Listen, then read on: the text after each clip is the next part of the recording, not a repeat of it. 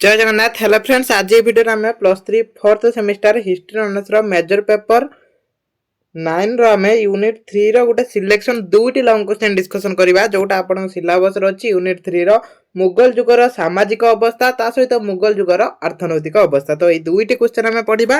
ये question most important question जहाँ भी है ये एग्जाम रो पचार 8 मार्किया और 5 मार्किया रे ये क्वेश्चन पचार। तो क्लास टी बहुत इंपोर्टेंट हम समस्ते टे लास्ट जाए देखूँ क्लास टी बुझंतु आराम से ये क्वेश्चन एग्जाम रो आपण करेंगे।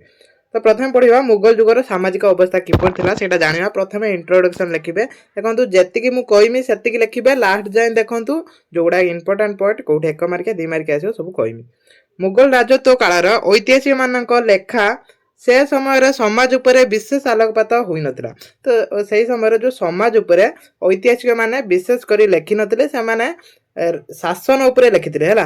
जो समाजटा केमिति कोन थिला सेटा लेखि नथिले, किंतु धर्म उपरे लिखिचंती आ विशेष करिकि सामरिक शासन से सब विषय रे लिखिचंती।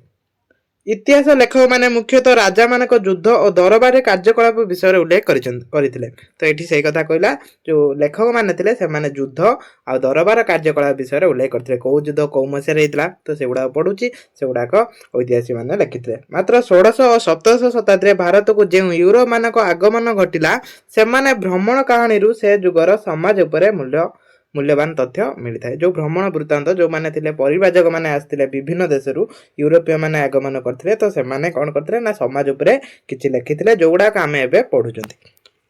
मुगल राजत्व काल रे समाज समांतवाद उपरे प्रतिष्ठित थिला। समाज रे सर्वोच्च स्थान अधिकार करथिले बादशाह बा सम्राट। सम्राट माने थिले सर्वोच्च स्थान रे, जो माने सुल्तान माने थिले। सॉरी एटा मुगल जुग आमे पढुचंती। जो मुगल माने थिले जेमिति कि अकबर गोटे उदाहरण नै परिबा, अकबर बाबर। तो से माने सम्राट तळकु रहिथिले सामंत बा साम्राज्य माने।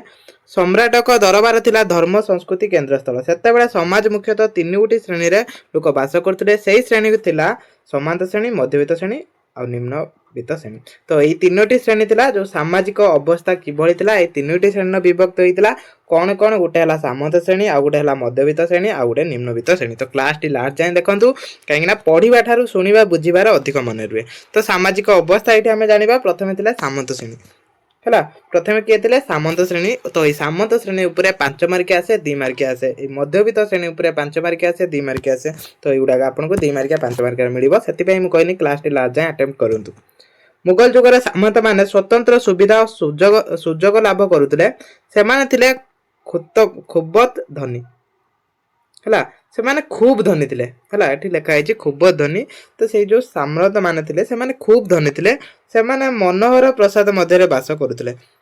विलास आडंबर मद्यपान माध्यम से माने एक सुखनीय जीवन अतिबाहित करुथिले। जेहेतु सम्राट माने उच्च स्थान रे थिले, से माने कोन करुथिले ना विलास व्यसन आडंबर और मद्यपान ए सब करुथिले। विलास जीवन यापन करिबारे से माने प्रचुर अर्थ व्यय करबा को पडुथला। जेतବେଳେ से विलास व्यसन जीवन बिताउथले सेतिपई तांकर प्रचुर अर्थ व्यय करिया पई थिला। तो गरीब लोक मानकर एते अर्थ नथिला, किंतु सामंत माने से धनी श्रेणी नथिले, माने प्रथम श्रेणी लोक। तो तेणु करिके तांका पाखर प्रचुर अर्थ थिला, से माने प्रचुर अर्थ भी व्यय करुथले।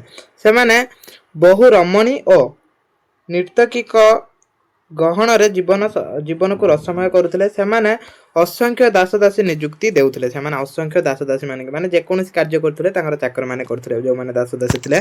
सम्राट विस्तार और सांगठनिक कार्य रे सम्राट माने निजको लिप्त करुथले। तो से माने कोन करथले आराम करथले। जो दासदासी माने थिले से माने सब तांको कार्य करुथले। तापर आसिले मध्यवित्त श्रेणी। तो मध्यवित्त श्रेणी स्थिति केमि थिला? समांत मानक निम्न थिले मध्यवित्त लोक माने। एई श्रेणी व्यवसाय, चिकित्सक, बणिक, लेखक और कलाकार माने अंतर्भुक्त थिले। तो ये जो मध्यवित्त श्रेणी कौ माने थिले टिके मन रखिदेबे। व्यवसाय माने थिले जो माने व्यवसाय वाणिज्य करुथिले। तापर चिकित्सक माने थिले जो माने डॉक्टर जो माने चिकित्सा करुथिले। तापर बणिक माने थिले, तापर लेखक माने आ कारीगर माने। तो कारीगर माने कोन टिके दयनीय जीवन थिला। सेमानक ठारो जोर जबरदस्त कर आदाय हेउथला। तेणु सेमाने निज धन संपत्ति ଲୁଚାଇ ରଖୁଥିଲେ ଓ ନିଜକୁ ଗରିବ ବୋଲି ଛଳନା କରୁଥିଲେ। ଯେଉଁମାନେ ଯେମିତି ଏବେ କ'ଣ କରୁଛନ୍ତି ନା କୌଣସି ସରକାର ଯେତେବେଳେ ସୁବିଧା ମିଳୁଛି ତ ସେଠି ଆମେମାନେ କ'ଣ କରୁଛନ୍ତି ଇନକମ୍ ସାର୍ଟିଫିକେଟରେ ଆମେ କମେଇକି ପକାଉଛନ୍ତି। ତ ସେଇଭଳିଆ ଆମେ କ'ଣ ଗରିବ ଦେଖେଇବା ପାଇଁ ଚାହୁଁଛନ୍ତି। ତ ସେଇଭଳିଆ ସେମାନେ କ'ଣ କରୁଥିଲେ ଯେହେତୁ ତାଙ୍କ କତିରୁ ଜୋର ଜବରଦସ୍ତି ଟିକସ ଆଦାୟ କରାଯାଉଥିଲା ବା ଟ୍ୟାକ୍ସ ଆଦାୟ କରାଯାଉଥିଲା ସେମାନେ କ'ଣ କରୁଥିଲେ ଧନ ସମ୍ପତ୍ତିକୁ ଲୁଚାଇ ରଖୁଥିଲେ ନିଜକୁ ଗରିବ ବୋଲି ଛଳନା କରୁଥିଲେ। ଯେଉଁମାନଙ୍କ ପାଖରେ ବି ଧନୀ ଥିଲା ଯେଉଁମାନେ ଚିକିତ୍ସକ ବଣିକ ମାନେ ଯେଉଁମାନେ ଅଧିକ ରୋଜଗାର କରୁଥିଲେ ସେମାନେ ଜୀବନ ଆଡ଼ମ୍ବରପୂର୍ଣ୍ଣ ନଥିଲା। ସେମାନେ ସାଧାରଣତଃ ଥିଲେ ମିତବ୍ୟୟୀ। ତ ସେମାନଙ୍କ ଜୀବନ ଆଡ଼ମ୍ବରପୂର୍ଣ୍ଣ ନଥିଲା କିନ୍ତୁ ଯେଉଁ ଆମର ଥିଲେ ସାମ୍ରାଟ ମାନେ ସେମାନେ ଆଡ଼ମ୍ବରପୂର୍ଣ୍ଣ ଜୀବନ ଅତିବାହିତ କରୁଥିଲେ। ତ ଏମାନଙ୍କ ସ୍ଥିତି ପାଖାପାଖି ଠିକଠାକ୍ ଥିଲା। ତାପରେ ଥିଲେ କେଉଁମାନେ ନିମ୍ନ ଶ୍ରେଣୀ। ତ ସେଇ ନିମ୍ନ ଶ୍ରେଣୀଙ୍କ ଜୀବନ ଅତ୍ୟନ୍ତ ଦୟନୀୟ ଥିଲା। ତ ଏଇଠି ନାରୀମାନଙ୍କର ସ୍ଥାନ ପଡ଼େ 5 ମାର୍କିଆ ପଡ଼େ ହେଲା। ନାରୀମାନଙ୍କ ସ୍ଥାନ 5 ମାର୍କିଆ ପଡ଼େ। ତ ସେଟା ବି ଆମେ ପଢ଼ିବା। ତାପରେ ନିମ୍ନ ଶ୍ରେଣୀ କଥା ଜାଣିବା। କୃଷକ କାରିଗର ଶ୍ରମିକ ଦୋକାନୀ ପ୍ରଭୃତି ନିମ୍ନ ଶ୍ରେଣୀର ଲୋକ ହିସାବରେ ପରିଗଣିତ ହେଉଥିଲେ। ଯେଉଁମାନେ କୃଷକ କାରିଗର ମାନେ ଏବେ ବି ଦେଖିପାରୁଥିବେ କାରିଗର ମାନେ କେତେ କଷ୍ଟ କରୁଛନ୍ତି, କୃଷକମାନେ କେତେ କଷ୍ଟ କରୁଛନ୍ତି, ଶ୍ରମିକମାନେ କେତେ କଷ୍ଟ କରୁଛନ୍ତି। ତ ସେଇମାନେ ହିଁ ସେତେବେଳେ ନିମ୍ନ ଶ୍ରେଣୀର ଥିଲେ। ଖାଦ୍ୟ ଓ ବସ୍ତ୍ର ଅଭାବ ନଥିଲେ ମଧ୍ୟ ସେମାନେ ଅର୍ଥନୈତିକ ଅବସ୍ଥା ସ୍ୱଚ୍ଛଳ ନଥିଲା। ଖାଦ୍ୟ ବସ୍ତ୍ର ଥିଲା ସିନା କିନ୍ତୁ ସେମାନଙ୍କର ଯେଉଁ ଅର୍ଥନୈତିକ ଅବସ୍ଥାଟା ସ୍ୱଚ୍ଛଳ ନଥିଲା। ସେମାନେ ବହୁତ କମ୍ ଦରମାରେ କାମ କରୁଥିଲେ। ପ୍ରାକୃତିକ ବିପର୍ଯ୍ୟୟ ସମୟରେ ସେମାନେ ଅଭାବ ଅନାଟନ ମଧ୍ୟରେ ସମୟ ଅତିବାହିତ କରୁଥିଲେ। ଜଣେ ଚାଷୀ ଚାଷ କରୁଛି ତ ତାର ଯଦି ବିପର୍ଯ୍ୟୟ ହେଲା ପ୍ରାକୃତିକ ବିପର୍ଯ୍ୟୟ ବନ୍ୟା ମରୁଡ଼ି କିଛି ବି ହେଉଛି ତ ସେ କ'ଣ କରିବ ସେ ଖାଇବାକୁ ହିଁ ପାଇବନି। କାରିଗର ଓ ଶ୍ରମିକମାନଙ୍କ ମଜୁରୀ ଥିଲା ଖୁବ୍ ନିମ୍ନମାନର। ତେଣୁ ସେମାନେ ଅର୍ଥ ଉପାର୍ଜନ କରିବା ନିମନ୍ତେ ଅସତ୍ ଉପାୟ ଅବଲମ୍ବନ କରିବାକୁ କୁଣ୍ଠାବୋଧ କରୁନଥିଲେ। ନିମ୍ନ ଶ୍ରେଣୀର ଲୋକ ସମ୍ରାଟ ଓ ସରକାରୀ କର୍ମଚାରୀଙ୍କ ଦ୍ୱାରା ବିଶେଷ ଭାବରେ ଅତ୍ୟାଚାରିତ ହେଉଥିଲେ। ତ ସେମାନେ ଯେହେତୁ ନିମ୍ନ ଶ୍ରେଣୀ ନଥିଲେ ସେ ସମସ୍ତଙ୍କ ଠାରୁ ଅତ୍ୟାଚାରିତ ହେଉଥିଲେ। ଯେମିତି ଏବେ ଦେଖିବ ଗୋଟେ ଗରିବ ଯଦି କେହି ଥିବେ ତ ଗରିବ ଉପରେ କେତେ ଅତ୍ୟାଚାର ହେଉଛି। ବ୍ୟବସାୟୀ ଓ ଦୋକାନୀମାନେ ଉଚ୍ଚ ଶ୍ରେଣୀର ଲୋକ ସରକାରୀ କର୍ମଚାରୀମାନଙ୍କୁ ବଜାର ମୂଲ୍ୟ ଠାରୁ କମ୍ ଦରରେ ଜିନିଷ ଯୋଗାଇ ଦେବାକୁ ବାଧ୍ୟ ହେଲେ। ତ ବଜାର ଦର ଠାରୁ କ'ଣ କରୁଥିଲେ ସେ କମ୍ ମୂଲ୍ୟରେ ଜିନିଷ ଯୋଗାଇ ଦେଉଥିଲେ। ଜଣାଯାଏ ଯେ ଆକବର ସମୟରେ କୃଷକମାନେ ଉପରେ ରାଜସ୍ୱ ଆଦାୟକାରୀମାନେ ଅତ୍ୟାଚାର କରୁନଥିଲେ। ଯେଉଁ ଆକବରଙ୍କ ସମୟରେ ଟିକେ ସେଇଟା ସୁଧାର ଆସିଥିଲା। ସେତେବେଳେ କୃଷକମାନଙ୍କ ଅବସ୍ଥା ଅପେକ୍ଷାକୃତ ଉନ୍ନତ ଥିଲା। ତ ସେତେବେଳେ ଟିକେ ଉନ୍ନତ ଥିଲା। ତାପରେ ଆସିଲା ନାରୀମାନଙ୍କର ସ୍ଥାନ। ତ ନାରୀମାନଙ୍କର ସ୍ଥାନ କିଭଳି ଥିଲା? ପ୍ରାଚୀନ କାଳରେ ହିନ୍ଦୁ ନାରୀମାନେ ସମାଜରେ ଖୁବ୍ ସମ୍ମାନଜନକ ଆସନ ଲାଭ କରିଥିଲେ କିନ୍ତୁ ମଧ୍ୟଯୁଗରେ ସେମାନଙ୍କ ଅବସ୍ଥା କ'ଣ ହେଇଥିଲା ନା ଅବନତି ହେଇଥିଲା ବା ନିମ୍ନ ହୋଇଥିଲା ହେଲା। ବାଲ୍ୟ ବିବାହ, ବହୁ ନାରୀ ବିବାହ, ସତୀ ଜହର, ତାପରେ ପର୍ଦ୍ଦା ପ୍ରଥା ଆଦି ନାରୀମାନଙ୍କ ଜୀବନକୁ ଦୁର୍ବିସହ କରିଦେଉଥିଲା। ତ ସେତେବେଳେ କ'ଣ ବାଲ୍ୟ ବିବାହ ହେଇଯାଉଥିଲା। ଗୋଟେ 15-18 ବର୍ଷ ଝିଅକୁ କ'ଣ କରୁଥିଲେ ନା 30-35 ବର୍ଷ ପୁଅ ସହିତ ବିବାହ କରିଦେଉଥିଲେ। ତ ସେ ଯେଉଁ ଝିଅର କ୍ୟାରିୟରର କିଛି ରହୁନଥିଲା। ତ ସେ କ'ଣ ଯାଇକି ତା ଶାଶୁ ଘରେ ତାକୁ ଜୀବନ ବିତେଇବାକୁ ପଡ଼ୁଥିଲା ତାପରେ ସାରା ଜୀବନ ହେଲା। ତାପରେ ବହୁ ନାରୀ ବିବାହ ମାନେ ଗୋଟେ ପୁରୁଷ ଅନେକ ନାରୀ ବିବାହ କରିପାରୁଥିଲା ତ ସେଟା ବି ତାଙ୍କ ପ୍ରତି ଅତ୍ୟାଚାରିତ ହେଉଥିଲା। ତାପରେ ଗୋଟେ ଥିଲା ସତୀ ପ୍ରଥା। ଯଦି ସ୍ୱାମୀର ମୃତ୍ୟୁ ହେଉଛି ତ ତାଙ୍କୁ ସେ ଯେଉଁ ଚିତାର ଘାସ ଦେବାକୁ ପଡ଼ୁଥିଲା। ଆଉ ପର୍ଦ୍ଦା ପ୍ରଥା ଥିଲା। ତ ଏଇସବୁ କାରଣରୁ ସେମାନେ କ'ଣ ହେଉଥିଲେ ନା ଶୋଷିତ ହେଉଥିଲେ ବା ଅତ୍ୟାଚାରିତ ହେଉଥିଲେ। କେତେକ ସ୍ଥାନରେ କନ୍ୟାମାନଙ୍କ ବୁଝ ବୋଲି ମନା କରାଯାଉଥିଲା। ଯେତେବେଳେ ଝିଅ ଜନ୍ମ ହେଉଥିଲା ସେତେବେଳେ କହୁଥିଲେ ହେଉଛି ନାରୀ ହେଉଛି କ'ଣ ବୁଝ, ବାପା ମା' ଉପରେ ବୁଝ। ତେଣୁ ଶିଶୁ ଅବସ୍ଥାରେ ଏଇଟା ଶୈଶବ ହେଲା। ଏଇଟା ଶିଶୁ ଲେଖା ହେଇଛି ଟାଇପିଂ ସେମାନଙ୍କର ମିଷ୍ଟେକ୍ ହେଇଛି। ଶୈଶବ ଅବସ୍ଥାରେ କନ୍ୟାମାନଙ୍କୁ ହତ୍ୟା ମଧ୍ୟ କରାଯାଉଥିଲା। ଜନ୍ମ ହେଲା ପରେ କ'ଣ କରୁଥିଲେ କନ୍ୟାମାନଙ୍କୁ ହତ୍ୟା ମଧ୍ୟ କରିଦେଉଥିଲେ। ହିନ୍ଦୁ ବିଧବା ମାନେ ପୁନର୍ବିବାହ କରିପାରୁନଥିଲେ। ଯେଉଁମାନେ ହିନ୍ଦୁ ଥିଲେ ସେମାନେ ପୁନର୍ବିବାହ କରୁନଥିଲେ। ଯଦି ଥରେ କ'ଣ ତାଙ୍କ ସ୍ୱାମୀର ମୃତ୍ୟୁ ହେଇଗଲା ତାଙ୍କୁ ଧଳା ଶାଢ଼ୀ ଦିଆହେଉଥିଲା, ତାଙ୍କୁ ଛୁଆଁ ହେଉନଥିଲା। ତ ଏଇଭଳିଆ ସବୁ ଅତ୍ୟାଚାର ହେଉଥିଲା। ବହୁ ସମୟରେ ସେମାନେ ସତୀବ୍ରତ ଅବଲମ୍ବନ କରିବାକୁ ପଡ଼ୁଥିଲା। ହିନ୍ଦୁ ନାରୀମାନେ ସମ୍ପତ୍ତି ଉତ୍ତରାଧିକାରୀ ହୋଇପାରୁନଥିଲେ। ନାରୀମାନଙ୍କ ଛାଡ଼ପତ୍ର ଦେବାର ଅଧିକାର ନଥିଲା। ତ ନାରୀମାନଙ୍କର ଏ ଅଧିକାର ବି ନଥିଲା। ମୁସଲମାନ ଶତ୍ରୁମାନଙ୍କ କବଳରୁ ନିଜର ସତୀତ୍ୱ ରକ୍ଷା କରିବାକୁ ସେମାନେ ଅଗ୍ନିରେ ବିସର୍ଜନ ପୂର୍ବକ ମୃତ୍ୟୁବରଣ କରୁଥିଲେ। ତ ଏଇଭଳିଆ ସବୁ ତାଙ୍କ ଉପରେ କ'ଣ କରାଯାଉଥିଲା ନା ଅତ୍ୟାଚାର କରାଯାଉଥିଲା। ତାପରେ ଥିଲା କ'ଣ ଜାତି ପ୍ରଥା। ତ ଏଇଟା ବି ଟିକେ ପଢ଼ି ନେବେ। ଏଇଟା ମୁସଲିମ ନାରୀ ବିଷୟରେ ଦେଇଛି। ହିନ୍ଦୁ ମୁସଲିମ ନାରୀମାନଙ୍କ ବ୍ୟକ୍ତିତ୍ୱ ଅନୁସାରେ ସମୟ ରାଜନୀତି ପ୍ରଭାବିତ କରିଥିଲା। ତ ସେମାନଙ୍କର ଯେଉଁ ଥିଲେ ଯୁଦ୍ଧବାଇ ଦୁର୍ଗାବତୀ ତ ସେମାନଙ୍କ ବିଷୟରେ ବି ଟିକେ ପଢ଼ିଦେବେ। ତାପରେ ଆସିଲା ଜାତି ପ୍ରଥା। ତ ଜାତି ପ୍ରଥା କୋଉଭଳିଆ ଥିଲା? ହିନ୍ଦୁ ସମ୍ପ୍ରଦାୟର ଜାତି ପ୍ରଥା ଅତ୍ୟନ୍ତ କଠୋର ଥିଲା। ଅସ୍ପୃଶ୍ୟ ଲୋକମାନଙ୍କୁ ଚଣ୍ଡାଳ ବୋଲି ଡକାଯାଉଥିଲା। ଯେଉଁମାନେ ଅସ୍ପୃଶ୍ୟ ଲୋକମାନେ ଥିଲେ ତାଙ୍କୁ ଚଣ୍ଡାଳ ଡକାଯାଉଥିଲା। ତ ଏବେ ସେସବୁ ନାହିଁ କିନ୍ତୁ ସେତେବେଳେ ଥିଲା ଜାତି ପ୍ରଥା। କିନ୍ତୁ ମୁସଲମାନ ସମ୍ପ୍ରଦାୟର ଜାତି ପ୍ରଥା କଠୋର ନଥିଲା। ଇସଲାମ ଧର୍ମ ନୀତି ଥିଲା ସମାନତା ଓ ବିଶ୍ୱ ଭାତୃଭାବ। ମୁସଲମାନ ସମାଜକୁ ଦାସ ପ୍ରଥା କଳଙ୍କିତ କରୁଥିଲା।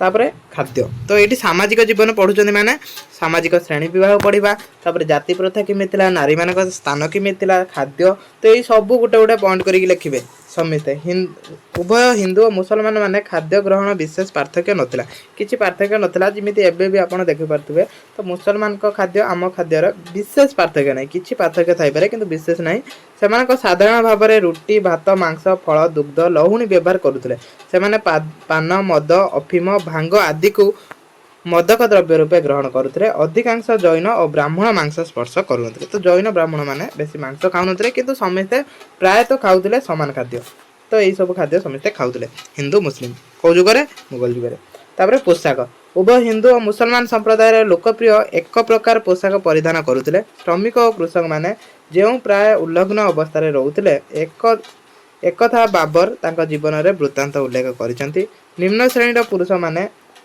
लेंगुटा और नारी माने निजर शरीर को खंडीय मात्र वस्त्र आच्छादित करुथिले तो यह पोशाक था साधारणतः हिंदू माने धोती और मुसलमान माने पाइजामा परिधान करथिले सेमाने उभय मथारे पगड़ी बांधुथिले तो सेमाने पगड़ी भी बांधुथिले पशम कार्पस निर्मित शाल मध्ये सेमाने व्यवहार करुथिले तापरे अलंकार अलंकार कि थिला अलंकार परिधान प्रति नारी मानकर विशेष रुचि थिला तो एबे भी देखिबो अलंकार कोन नारी मानकर प्रिय आईन आकबरी वर्णित अच्छी जे से जुगर लोक मैंने 37 प्रकार अलंकार व्यवहार करते एक मार्किया प्रश्न यहाँ मन रखिए केते प्रकार अलंकार से व्यवहार करते 37 प्रकार उभय हिंदू मुसलमान संप्रदायर पुरुष नारी मैंने कर्ण कुंडल मुदी व्यवहार करते हार ये सब मुदी हार ये सब व्यवहार करते केवल नारी मैंने बड़ा काच सॉरी हाँ नारी मैंने ठीक अच्छे बड़ा काच और बाजुबंध चंपाकली गुलबंध परिधान करते तो ये सब अलंकार से परिधान करते प्रसाधन द्रव्य कौन था कजल सिंदूर मेहंदी कस्तूरी नख पचा तो यही सब थिला प्रसाधन द्रव्य तो से भी पढ़े तापर आमोद प्रमोद तो आमोद प्रमोद से समय बिताउले सम्राट और सामंत मान रुचि था शिकार करवा जो सम्राट और सामंत मान उच्च श्रेणी लोक मैंने तो से रुचि था जंगल को जाते शिकार करने लगी शतरंज पशा तीस आदि खेल मनोरंजन करा जाउतला कुश्ती श्वान दौड़ हस्तीयुद्ध सरबिंधा अन्य प्रकार खेल कसरत कर लोक चित्त विनोदन करुले माने आनंदित होते लोक नृत्य संगीत जादू आदि आधार मध्य थिला तो ये सब थिला तापरे पर्वपर्वाणी चित्त विनोदन रे अन्य एक माध्यम थिला विभिन्न पर्वपर्वाणी पालन मुसलमान माने नौरोज रमजान नौरोज तो ये सब मुसलमान मानकर जमी पर्व था सेमती हिंदू मानकर होली दुर्गा पूजा दीपावली रक्षाबंधन तो ये सब हिंदू माने पालन करते तो ये सामाजिक जीवन जी भी पॉइंट अच्छी समस्ते से पॉइंट कर लिखे